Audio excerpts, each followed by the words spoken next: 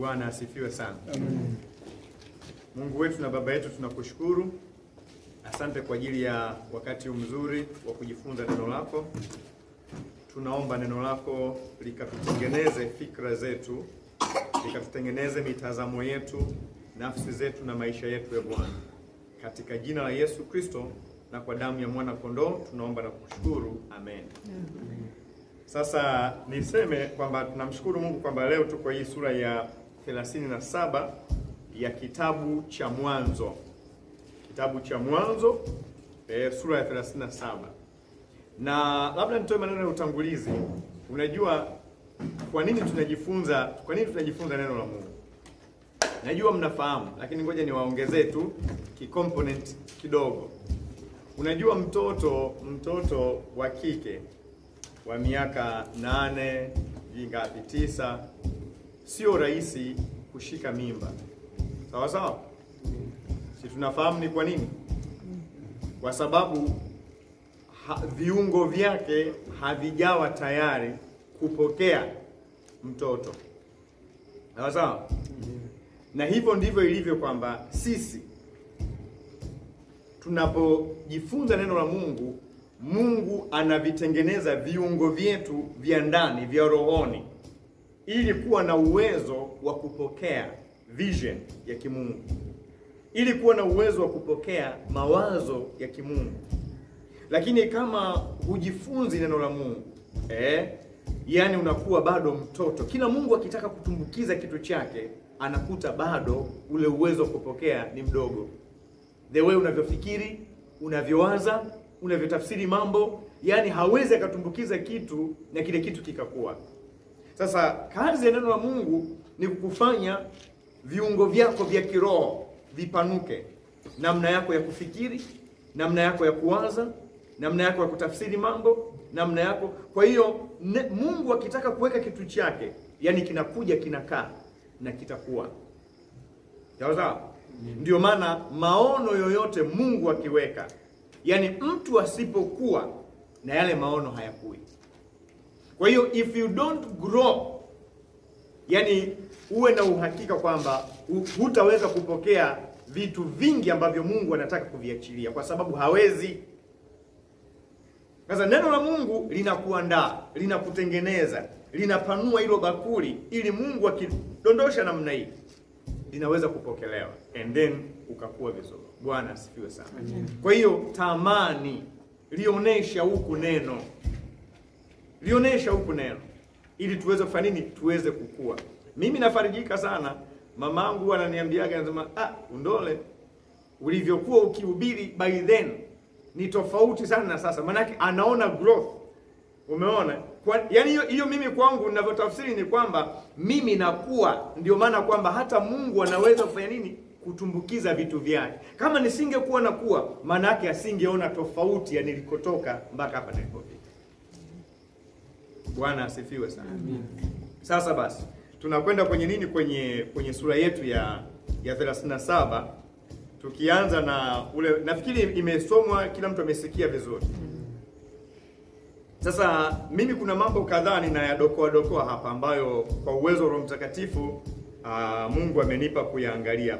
Kwanza naona anatajwa Yusufu ambaye ni miongoni mwa uzao wa Yakobo, watoto wale wa Yakobo. Anatajwa Yusufu aliyekuwa kijana wa miaka 17. Anasema alikuwa akichunga pamoja na kaka zake, wale watoto wa Bilha na yule mwingine wake za Yakobo. Sasa nini nakiona hapa? Lile neno analosema wakichunga pamoja na kaka zake. Mimi kwangu Roho Mtakatifu amelipa uzito unaostahili kabisa.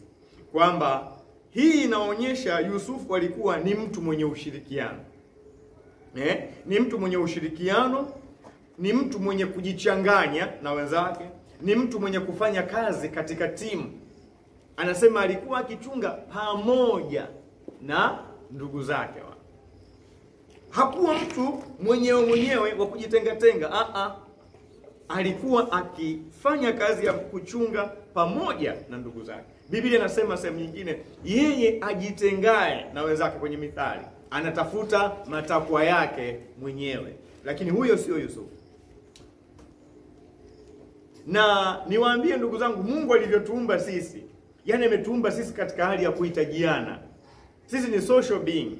Yani mimi siwezi bila wewe, wala wewe huwezi bila mimi. Kwa hiyo kwa vyovyote vile utanihitaji tu. Na kwa vyovyote vile mimi nitakuhitaji tu wewe. Yani hiyo piga huwa. Ndio maana huwa tunasisitiza, na Mungu ametutoa kwenye shule mbali sana. Mawasiliano yanavyoimarisha nini? Uhusiano. Kwa sababu tunahitajiana. Bwana asifiwe sana. Haleluya. Amen. Hilo naliacha namna hiyo. Endelea kulitafakari na Roho Mtakatifu azidi kukupanulia huko ndani ya roho yako. Lakini katika kujichanganya huko, Yusufu aliweza kujitofautisha au aliweza kutofautisha baya na jema.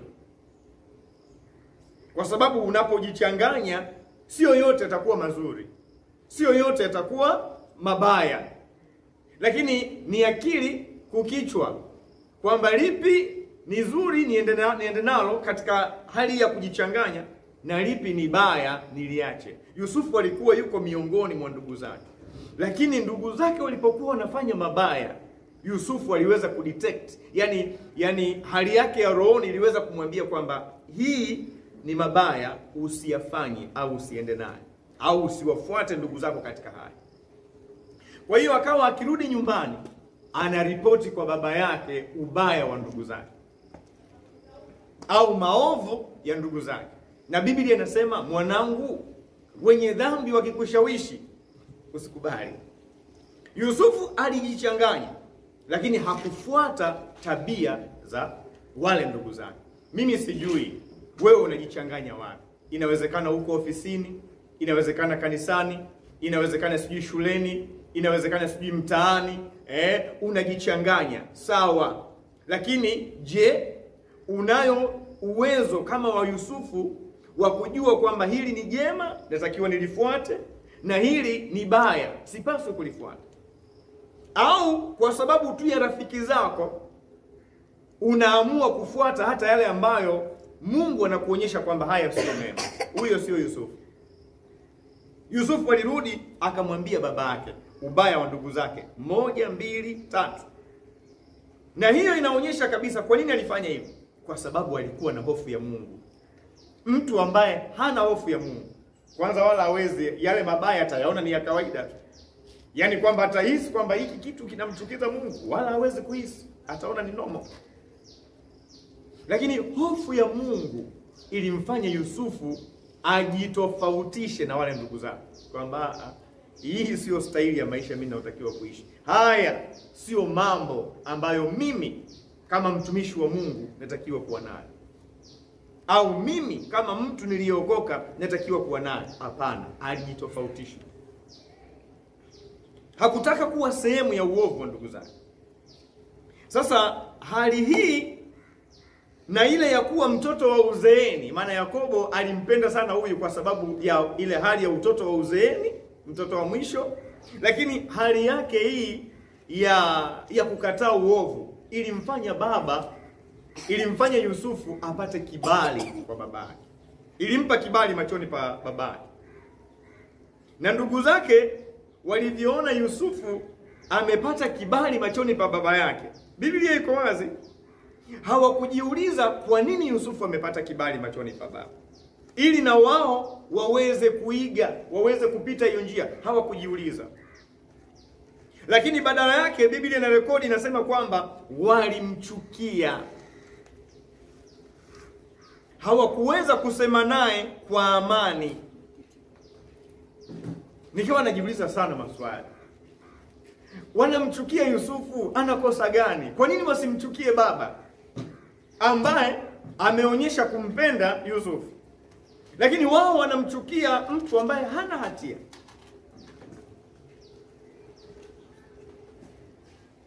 Amepata kibali machoni pa baba yake. Na Biblia iko wazi, unajua.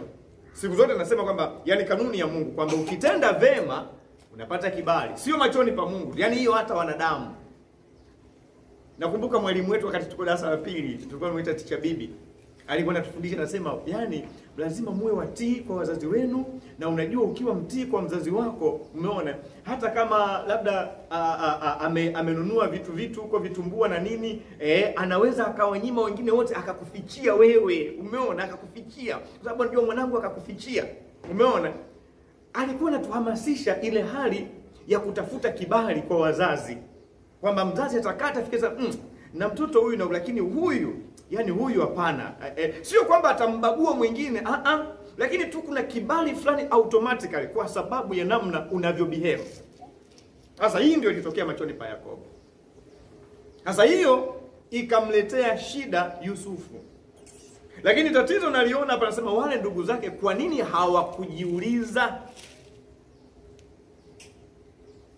kwamba kitu gani hasa kilichomfanya baba au ndugu yetu apate sana kibali machoni pa baba, ili na sisi tufanye hivyo. Mungu anamuuliza Kaini, ukitenda vema hutakubalika machoni pangu.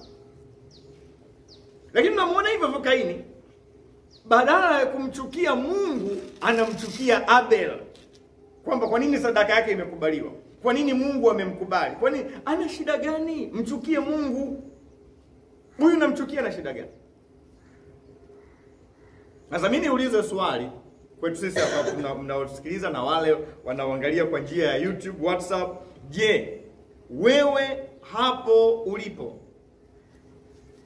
kuna mtu husemi naye kwa amani kama wale kaka zake na Yusufu? Biblia inasema kwamba walikuwa hawasemi naye tena Yusufu kwa amani.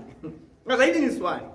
Wewe hapo ulipo, kanisani kwako, mtaani kwako, nyumbani kwako, ofisini kwako, mahali kokote uliko, kuna mtu yoyote husemi naye kwa amani kwa kuwa anapendwa na bosi wake, kwa kuwa anapendwa na askofu wake?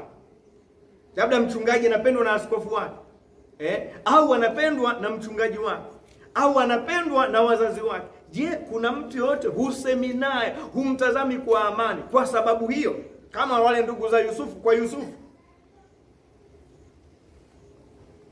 Wewe unayoniangalia kwenye runinga, kwenye YouTube na hapa tulipo, jikague, kuna mtu yeyote husemi naye kwa amani kwa sababu tu unahisi huyu mtu amepata kibali kwa mchungaji, au huyu mtu amepata kibali kwa askofu, au huyu mtu amepata kibali kwa wazazi, mama au baba, au huyu mtu amepata kibali? Hivyo haitakiwi. Kama iko hivyo haitakiwi. Unapaswa kujiuliza ni nini kilichomfanya huyu apate kibali namna hiyo, ili na mimi nipite njia hiyo. Siku moja tulikuwa kwenye huduma mahali, dada mmoja akawa anatolewa mapepo. Kuna mtumishi alikuwa anahudumu, sisi tulikuwa tunamsaidia. Yule dada alivyokuwa mapepo yanatoka, akasema mimi ni dada yake. Kwa nini umemfanya hivi? Anasema huyu alikuwa anapendwa sana na mama, kila kitu alikuwa yeye tu, kila kitu. Imagine watu wa tumbo moja, kila kitu yeye, kila kitu. Mkamfanya nini? Tukaenda kwa waganga ili mfanye nini? Ili asiolewe, tumkomeshe. Kwa hiyo kila mtu akija yule dada anakataa, kila mwanaume akija yule dada anakataa. Kumbe dada yake, kwa sababu ya roho ya wivu kwamba mdogo wake amepata kibali kwa wazazi wake, akaamua kwenda kumfanyia mambo haya. Alivyozinduka sasa, anaulizwa, yule dada akaeleza, akisema mimi ni kweli wanaume wamekuja wengi, lakini hata sielewi kwa nini, lakini mimi najikuta na wakataa mpaka alikuwa yuko kwenye age ambayo imeshakwenda sana. Nataka nikuonyeshe tu hiyo kwamba haya ndio maisha ya wengi wetu. Hatutaki kujiuliza kwamba hivi mwenzangu alifanyaje mpaka amekubalika au anaheshimika au anafanya vizuri. Badala yake unataka kufanya nini? Unataka kumharibu. Hiki ndio kilichotokea kwa nani? Kilichotokea kwa ndugu za Yusufu. Ndugu za Yusufu. Sasa mambo haya kama yanatokea kwenye ofisi, hapana, usifanye hivyo. Kama mwenzako amepata kibali kwa bosi, tafuta. Biblia inasema kwamba tenda vema, utapata tu kibali machoni pa bosi. Tenda vema, utapata tu kibali machoni pa mchungaji. Tenda vema, utapata tu kibali machoni pa wazazi.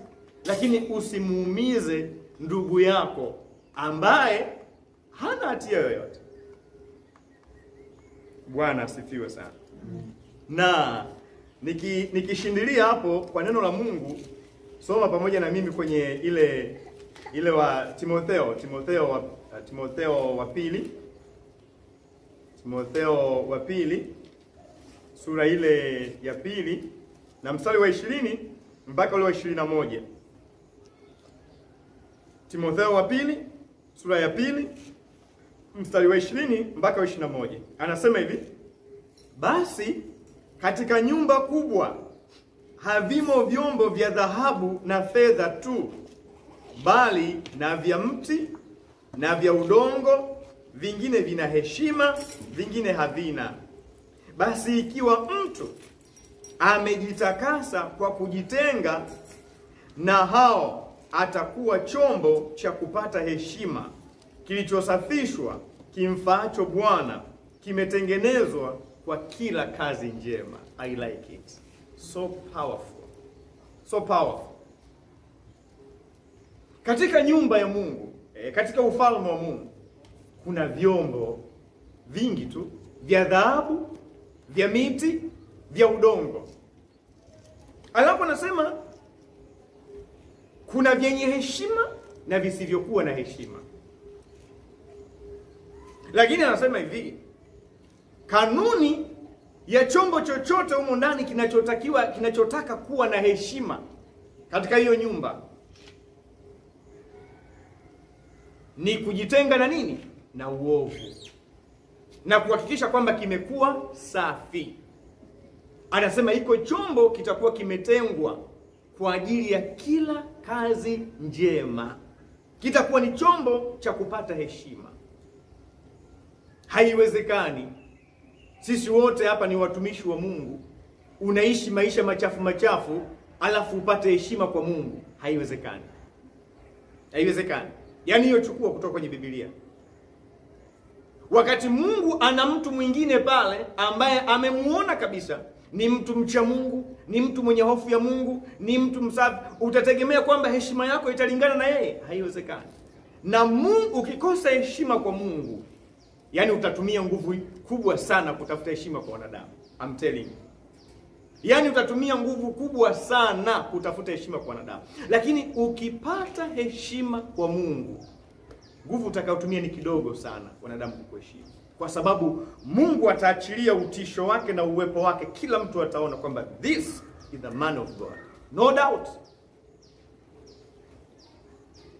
Kwa hiyo iwe chombo cha mti, iwe si cha nini cha udongo, ili kipate heshima na kitumike kwa kazi njema machoni pa Bwana. Kwanza nasema ni kujitakasa na kujitenga na hao. Sasa sitaki kukupa background sana ya maneno haya. Paulo hapa anamwambia Timotheo, kwa sababu huko ndani kulikuwa na walimu wa uongo na nini maneno hayo. Kwa hiyo anamwambia mtu akijitenga na hao, akahakikisha maisha yake ni safi, anasema iko chombo kitakuwa cha kupata heshima machoni pa Bwana. Na ndiyo nayaona maisha ya Yusufu. Alijipambanua tangu mwanzo na ndugu zake. Maana yake ingeweza kusema hawa si kaka zangu bwana, haya maisha ndio tunaishi, lakini yeye sivyo. Alisema pamoja na kwamba hawa ni ndugu zangu wa damu, staili yao ya maisha sio ile Mungu anayotaka. Akajipambanua hivyo, akapata kibali, akawa chombo chenye heshima mbele za Bwana, na Mungu akamtumia kwa kazi njema. Kwa kazi njema. Kwa kazi njema. Ndugu zangu, sharti mojawapo la kimungu katika mahusiano yetu ya kiutumishi ni usafi au utakatifu. Anasema sehemu nyingine, hatukuitiwa uchafu sisi. Hatukuitiwa hilo. Nitazungumza kuna somo hapa, nitazungumza kwenye mkesha wa viongozi, juma ngapi? Ijumaa saa 3 pale. Anasema Mungu anamwambia mtu asiye haki, una nini wewe kuitangaza sheria ya Bwana, sheria yangu, na kuliweka agano langu kwenye kinywa chako? Una nini wewe? Maana yake Mungu anataka utakatifu, kujitenga. Yusufu alijitenga na akapata kibali machoni pa Bwana na machoni pa baba yake.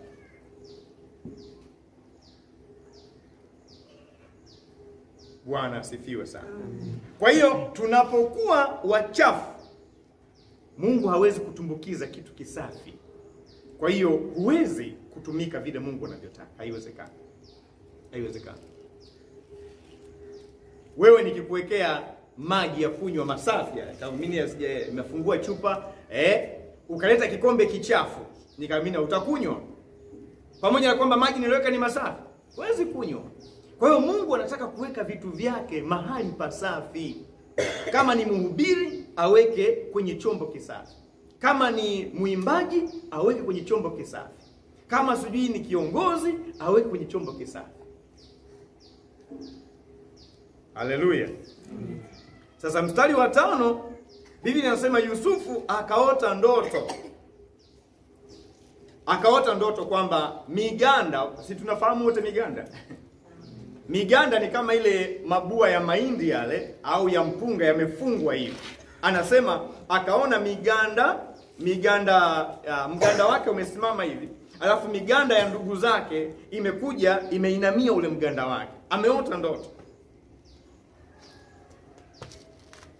Na akafikiri anafanya jambo jema kuwashirikisha ndugu zake. Maana amepewa vision, amepewa hiyo maono, ndoto ya mambo yatakavyokuwa kumuhusu yeye.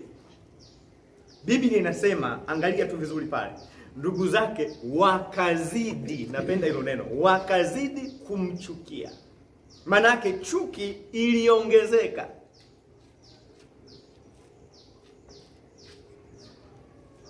Nikawa najiuliza sana, kilichokuwa kinasababisha chuki kuongezeka ni nini? Nikaona kulikuwa na tafsiri zinaendelea kwenye vichwa vyao. Huwa napenda kusema likichwa la mtu ni limtambo, ili kichwa unaloliona ili mtambo. Yaani huku ndani kuna section tofauti linakwenda namna hii. Yaani tukilifungua hapo unaweza ukashangaa huko ndani kuna mawazo unayowaza, kuna hivi, yaani ni limtambo, vingine ni sahihi, vingine unakosea, yaani limtambo liko namna hii.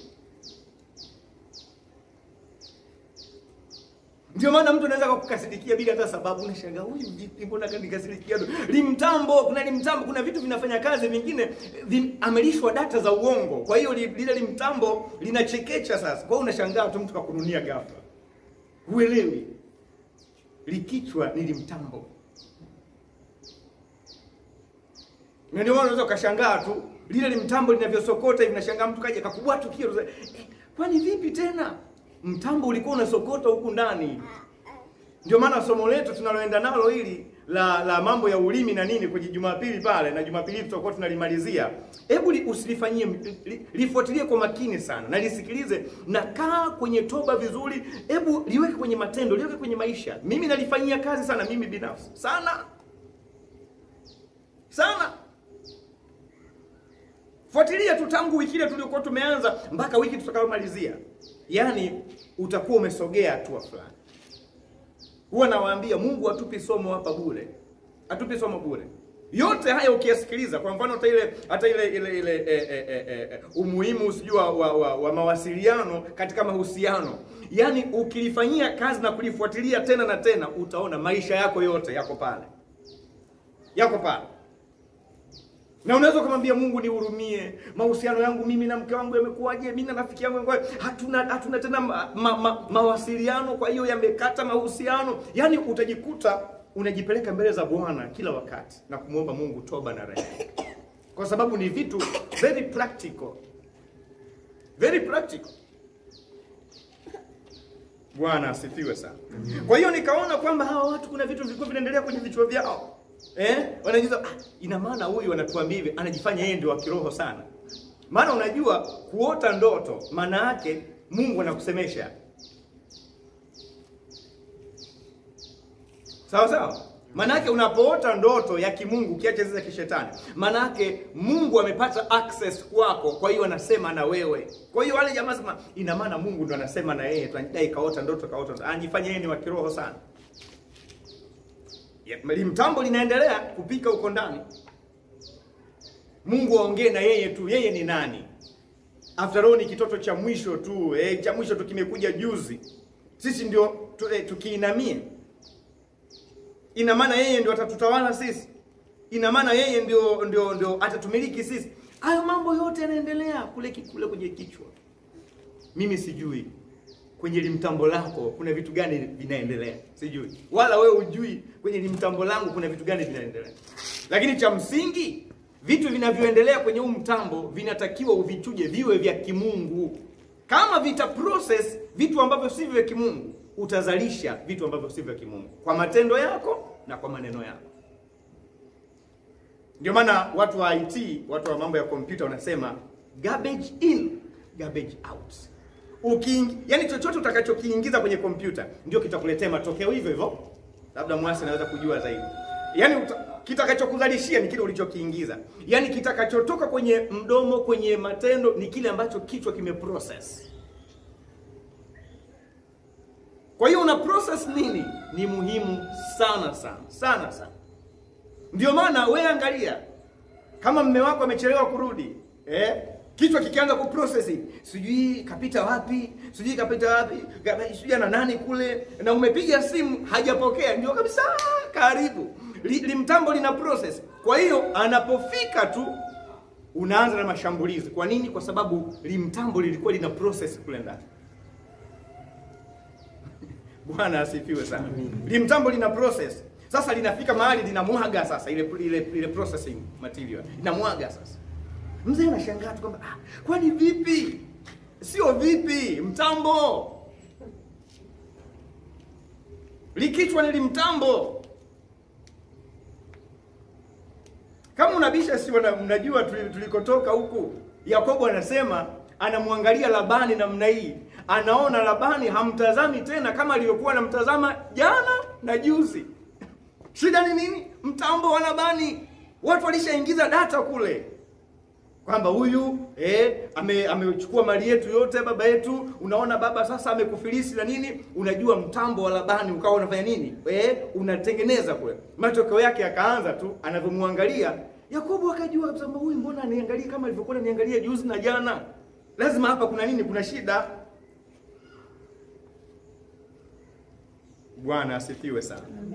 Na uzuri wa hawa mabwana walikuwa ni waovu, lakini walikuwa wamejaliwa kutafsiri ndoto. Mungu alikuwa amewapa kutafsiri ndoto kwa sababu walisema kwamba ina maana huyu atatutawala sisi. Ina maana huyu atakuja kutumiliki. Yaani walikuwa ni waovu, lakini Mungu aliwaachia kamwanya kidogo kakuweza kutafsiri ndoto. Na walipotafsiri ndio ilikuwa sahihi kabisa. Kwamba miganda yenu umeinamia mganda wangu. Maana yake mimi nitawatawala. Maana yake ninyi mtanitumikia. Waliweza kutafsiri ndoto.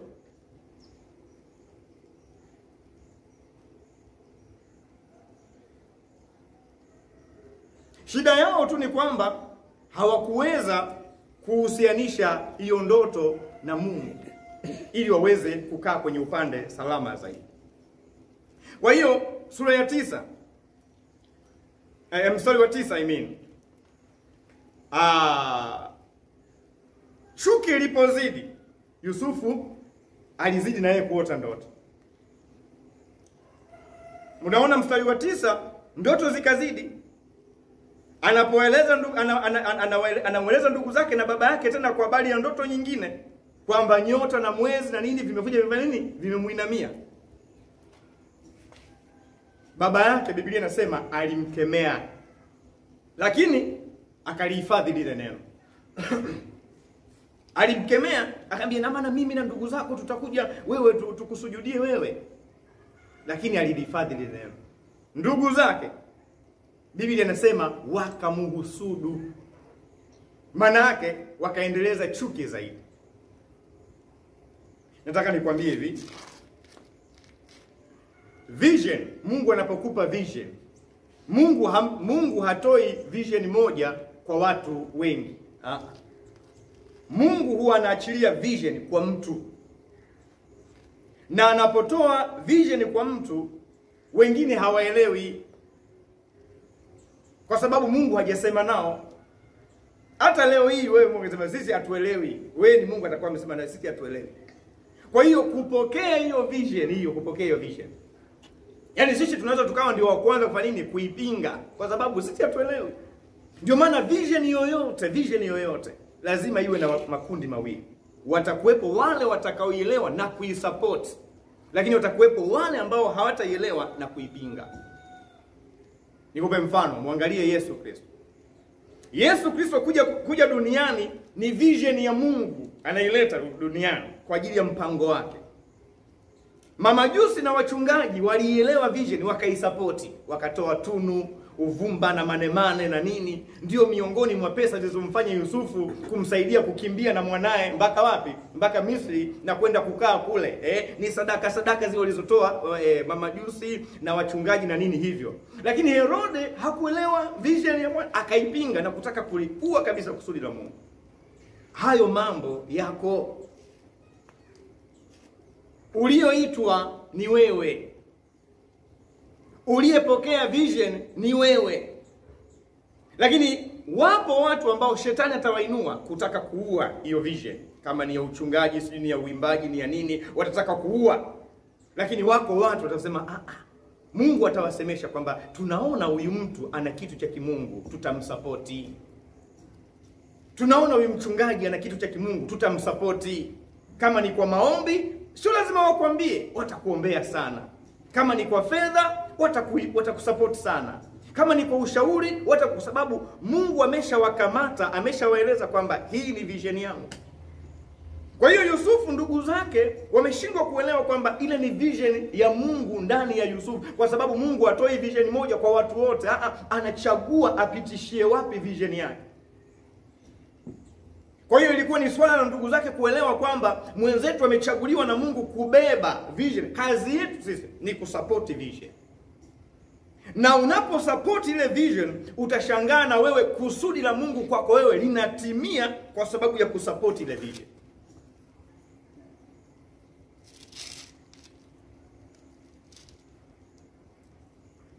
Bwana asifiwe sana. Kwa hiyo Mungu atatoa wengine waombaji, atatoa wengine sijui watu wa finance, wengine sijui watu wa kushauri na nini. Na katika kufanya hivyo, kusudi la Mungu linakuwa namna hii, linapanuka namna hii. Na mnakuta kila mtu anafiti na kila mtu analiona kusudi la Mungu katika kusupport hiyo vision. Lakini usiogope kwamba kupinga, hao watu wa kupinga watainuka tu. Watainuka kwa sababu hawaelewi.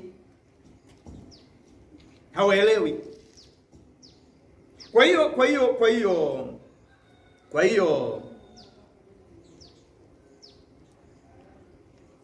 unaona chuki ile ni kwa sababu ya ndoto. Ndoto imefunua kuwa Yusufu atakuwa juu yao.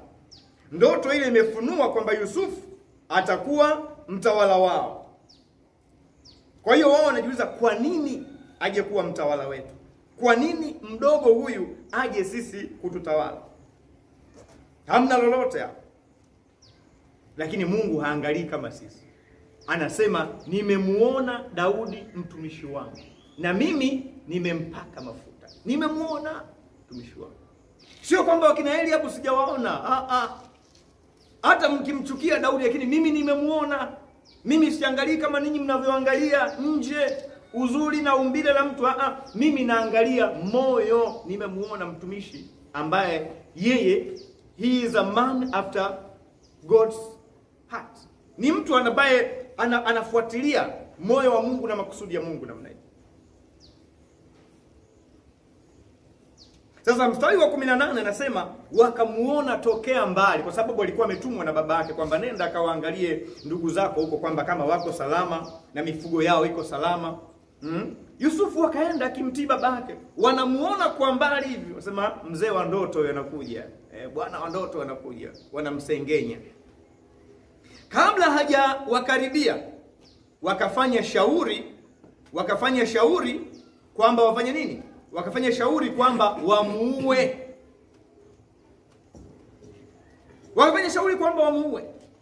Wazime zile ndoto. Unajua mstari wa 20 anasema kwamba tutamuua kisha tutaona zitakuwaje hizo ndoto zake. Jamani, what kind of war with that? Tutamuua alafu kisha tutaona utumishi wake utafika wapi. Tutamuua kisha tuone huo uimbaji wake utafika wapi. Tutamuua kisha tuone huo uchungaji wake utafika wapi. walifanya shauri. Kuna watu leo hii wako mahali wanafanya shauri ili kumuua mtu mmoja katika ofisi fulani. Kuna watu mahali wanafanya shauri ili kumuua mtumishi mwingine, kukomesha huduma yake. Kuna watu mahali fulani wanafanya shauri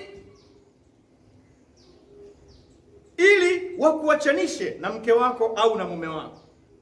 Kuna watu leo hii wanafanya shauri ya kwenda kwa mganga kumuondoa mtu kwenye cheo fulani. Haya mambo yako mpaka wakati wetu leo. Na inawezekana wako wanaonisikiliza wako kwenye mkakati. Miongoni mwa wanaonisikiliza kwenye YouTube na uko wako kwenye mkakati. Umeona? Wa kumuua mtu fulani, kumtoa kwenye hiyo ofisi. Kumuua mtu fulani, kumtoa kwenye iko cheo. Kumuua mtu fulani, kumtoa kwenye hiyo huduma. Kama ni askofu, ni mchungaji, ni nani. Wanafanya mashauri na imagine hawazinduki kabisa kuona kwamba hayo mashauri wanayoyafanya ni mashauri ya giza, ni uovu. Hawazinduki. Yaani wanafanya hayo mashauri mpaka wanakwenda kuyatekeleza. Nataka kukwambia hivi, huko unasikia, acha. Hiyo ofisi Mungu alimweka huyo mtu kwa makusudi. Kama ni askofu, kama sijui nani kwenye hiyo taasisi, kama nani, acha. Mungu mwenyewe anajua namna ya kuwaondoa watu na kuwaweka. Biblia inasema yeye ndio anawaweka na yeye ndio anawaondoa. Bwana asifiwe sana. Haleluya. Kwa hiyo na wao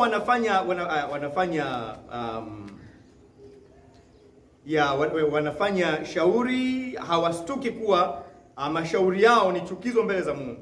Nataka ufunguke leo kuwa hayo mashauri au hayo mawazo juu ya bosi wako, juu ya marafiki zako, kwamba yana chukizo mbele za Mungu. Kwa hiyo fanya mashauri ya kumuinua kiongozi wako, fanya mashauri ya kumuinua rafiki yako, fanya mashauri ya kumuinua mzazi wako, fanya mashauri ya kumuinua ndugu yako, lakini sio kumuua au kumharibu au kumwangamiza, kwamba asifanikiwe katika ndoto zake za uimbaji, asifanikiwe katika ndoto zake za uongozi, asifanikiwe katika ndoto zake za huduma ambazo Mungu amempatia. Hapana, usifanye mashauri na watu kumharibia huduma yake, kumharibia cheo chake, kumharibia nafasi yake, and then utafaidika. Haya mambo yamejaa kwenye Ukristo sasa hivi, yamejaa. Huu sio Ukristo. Watu wa Potters, Bwana atupe neema. Lazima tuwe sisi watu wa tofauti sana. Na naamini sisi ni watu wa tofauti kabisa. Kwa maneno haya na nguvu hii ya Mungu, sisi lazima tuwe watu wa tofauti kabisa. Yaani Mungu kama anavyosema anatufinyanga. Yaani mimi mchungaji wenu pamoja na ninyi. Yaani Mungu atufinyange, tuwe na roho mwanana. Yaani mtu akikuangalia naye mpaka ndani na anaona kabisa moyo wako mweupe, hana mashaka. Bwana asifiwe sana. Ndio maana nawaambiaga ninyi mnapaswa kunielewa mimi sana, na mimi napaswa kuelewa ninyi sana. Kiasi kwamba hata mtu akisema hayo si ya mchungaji wetu, tunamjua, tunamfahamu. Hayo ni ya kwenu tu hayo. Au mimi nikaweza sema huyu sio mama Beta ninayemfahamu mimi bwana. Huyu sio Tony ninayemfahamu mimi bwana. Inawezekana wewe umekosea tu. Huyu sio bwana. Huyu sio Gerard ninayemfahamu mimi bwana. Kwa sababu I know it. Sasa mstari wa 21 na 26 unamuona Ruben pamoja na Yuda. Wao wanatafuta njia ya kumuokoa ndugu yao na mauti, ili ndoto zake zikamilike, ili makusudi yale ya Mungu yakamilike, ili utumishi wake ukamilike. Ruben anasema, kwa nini nani ndugu yetu, hebu mtumbukizeni tu kwenye birika hili. Umeona? Yaani anatafuta namna fulani tu ya kufanya escape hiyo mauti. Kwa hiyo wakakubaliana, wakamtumbukiza kwenye ile birika. Birika ni kama shimo ambalo halikuwa na maji. Lakini walivyokuwa wanapita wa Midian wafanye biashara, Yuda na yeye akatoka na ajenda, akasema jamani, kuliko tupate hatia ya damu na nini. Si tumuuze tu huyu jamaa, tumuuze. Yaani tu mali tupakucholopokea mradi tu asife. Unaweza ukawa umeshiriki kwenye vikao vya kutaka kuangamiza nafasi ya mtu fulani, huduma ya mtu fulani, cheo cha mtu fulani. Wewe uko pale kama mtu wa Mungu. Yaani tumika kama Ruben au kama nani? Kama Yuda. Yaani toa tu suggestion ya kukwepesha kile kitu. Ili huduma ya ile mtu iende ikastawi. Ili yule mtu aweze kutimiza hizo ndoto Mungu alizomkusudia. Kwa hiyo shika nafasi kama ya Ruben, kumuokoa Yusufu kwenye ile mauti. Shika nafasi kama ya Yuda, uko kwenye vikao, watu wanapanga maovu ya kumwangamiza mtu na wewe umekaa kimya tu. Umeona? Na wewe usemi lolote tu, utakuwa sio mtu wa Mungu sawa sawa. Usiwaambie tu kwamba usiwataki kwamba msimuone nini. Watakushambulia na wewe. Tumia tu ujanja kama wa Ruben kwamba jamani, hebu mtumbukizeni tu kwenye birika humo. Jamani, hebu tumuuze tu huyu. Umeona? Kumbe ndio njia ya kucholopokea hapo. Usikubali kuona mtu anauawa. Mtu anauawa kwa maneno, kwa fikra, kwa mashauri ya giza, alafu wewe ukakaa kimya. Hapana jamani. Huyu mtu Mungu ameweka kitu kizuri ndani yake. Hebu tukisapoti kwa namna hii, aende tu afanye hivyo. Hebu tukiitie moyo kwa namna hii, usinyamaze kimya. Sisi tuko upande wa Mungu ndugu zangu. Haiwezekani tukae upande wa shetani, haiwezekani. Unaona kitu kizuri ndani ya mtu, kisapoti. Iko ni cha Mungu, kisapoti. Bwana asifiwe sana. Haleluya. Kwa hiyo usikae kimya katika vikao vya namna hiyo ambavyo vinakaliwa kuua ndoto za watu. Unajua katika mambo ya dini kuna vikao vinakaa vya wakuu wa dini kutaka kuzima ndoto za mtu. Anajifanya anahubiri sana huyo, tutamuona. Unaona, Mama Mbeta anajua, anacheka, anajifanya huyu, tutamuona. Wanakanyaga namna hii. Ukishiriki vikao vya namna hiyo, kuwa mtu wa Mungu. Sema hapana. Kile kipawa tukikiua kile, Mungu atapata hasara sana kwenye ufalme wake. Ndio maana alikuwa sijui nani yule wakati manabii wa Bwana wanauawa, wanachinjwa, akaenda akawaficha makuhani 80 kwenye pango. Huku 40 na akawalisha yeye mwenyewe peke yake. Mnamkumbuka yule? Nani? Rahabu, hapana, sio Rahabu. Yule alikuwa mwingine. Akawaficha, akawa anawalisha yeye mwenyewe watumishi 80, anawalisha yeye mwenyewe. Kwa sababu anawakimbiza, Ahabu alikuwa anataka kuwachinja wale watu.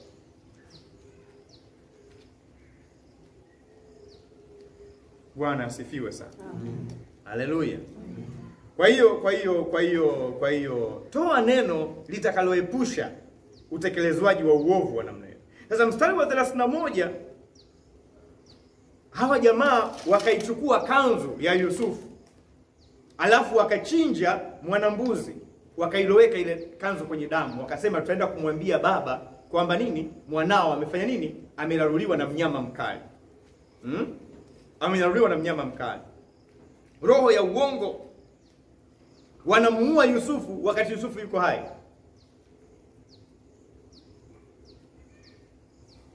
Wanatoa ripoti ya uongo kwa baba yao, ya uongo kwamba huyu mtu kafa na nini na ushahidi wa uongo.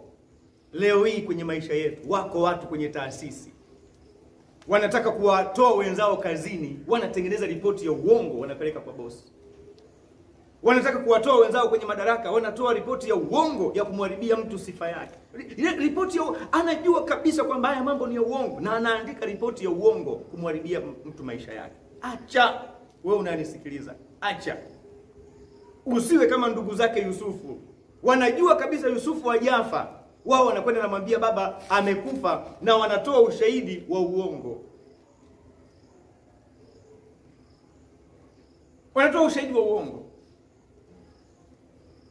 Wako watu ni mafundi, shetani amewatengeneza ni mafundi wa kuua huduma za watu kwa sababu ya kufabricate mambo ya uongo.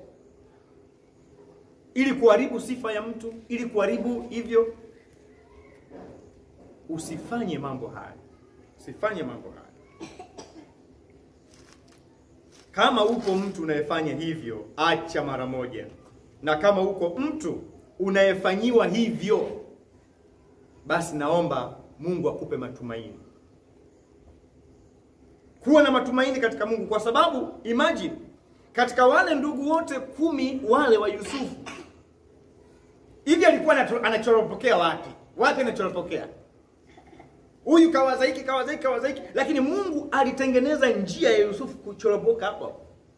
Kwa hiyo hata kama kuna watu wanakutengenezea ripoti za uongo, kuna watu wanatengeneza mambo ya uongo, nataka nikwambie hivi, kama unafanyiwa hivyo, wewe mtumaini Mungu.